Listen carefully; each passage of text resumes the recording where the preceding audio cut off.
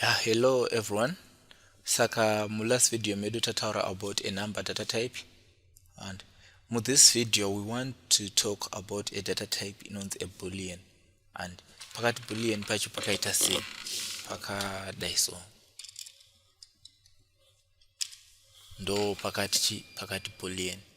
This is a data type, and mwe data type yatataura nezvayo tataura number, tataura string, and saka what is a Boolean? Those are two questions when this will be the first time you kuona this word.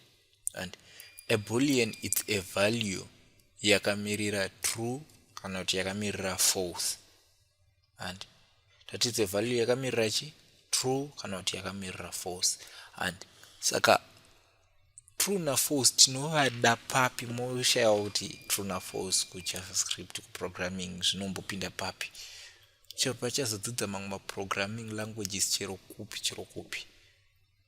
True and false are so important because they help us to make decisions kuma computers. They help computers to make decisions, and muchazonyazotozoona totizvo it's actually the building block a computer, of how a computer works. It's all dependent pana true na false. We'll explain much more zvimwe kumberi uko kwandi, but now let us focus on simple things, which is true na false word panapa panje. Kuti ti define true kana false chatanga nezvinhu zviri simple. Tinabva tobva tati zvinhu zhinji zvachaita pana zvogona kusaoneka ku JavaScript kwedu kunoko, and because tichazonyatsozoita dig deeper about maboolean kumberi, muchazonyatsozoona akuzoapply kumberi kwedu. And saka chekutanga so far regedzai tingodefine tobva tatizvo maybe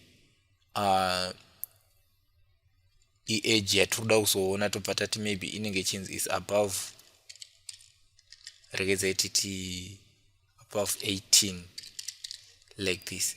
Pane chinjani chakudzidzisa chandirotoziva kuti so matoyo wondering kuti zviri kufamba sei manyorero andakaita word rangu iri. And I think ndaifanirwa kunge ndakudzidzisai my last videos, but tichazozviita tapedza madata types muunziso chichiri kuitika. Tine a way, tine marules, a certain rules dzekunema nadzo mavariables edu kuti zvinhu zvedu zvishande, and ndichakudzidzisai kumberi, but so far ndoda kuti mungotedzera exactly zvandiri kuita. Muchazonzwisisa kumberi. Tobva tati equals to true like this, and saka tikauya panapa patika outputa is above wedu 18 and tikaseva, you see kuti kuno kunongobuditsa true. It's simple so far, hapana function kana chii zvataita. Ndoda kuti mungonzwisisa zviripo false like this, tikaseva anongori false. Mukaona hatisi kuvaisa mumacodes, and havana macodes. Chinhu choga chinongori nemacodes tataura kuti chi it's a string data type. Kana changu macodes akutoonekwa as a string, and saka instead of writing false na true wedu zvinhu zvoti it's simple. Tokwanisa kuita sei? Tinokwanisa kuuya pana tatanyora kuti 2 wedu tobva taisa double quotes tobva tati 2. Statement iri rinoreva chii iri? And kana tiri panapa statement redu iri, kana maona paine madouble quotes, muri kuona kuti pana tine masingle quotes paine. Ndachimbotaura kuti iyi inenge chinzi an assignment operator, and kana ive nemadouble quotes zviri kureva chii? Zvinenge zvava kucompare two values. For example, kuti pana ndiri kucompare 2 na 2, and tikuti zvataita tichiri vana vechikoro, tichiri kuprimary, kuti is greater than, is equal to, is smaller than, ndo the same. Saka kana ari madouble quotes it's is equal to, and saka 2 tirunyatsoziva kuti 2 wedu pane something chandafunga. Instead of kushandisa izvi zvandi, regedzai tishandise greater than, since statement redu panapa parakati is above 18, and saka toda kuona kuti 2, regedzai tise 2 panapa pandi, patashandisa greater than which means above, and tobva tati 18 and like this. 2 wedu are greater than 18 here haasi, and which means kuti this statement tikaprinta panapa parinofanirwa kuti buditsira chi false, because haasi. And saka tikasevha muri kuona kuti achangoramba ari false because 2 wedu haasi greater than what, greater than 18. And but tikaisa a number iri pamusoro pa greater than 18, let's say 20, and we save, you see akubudisa chi, akubudisa true.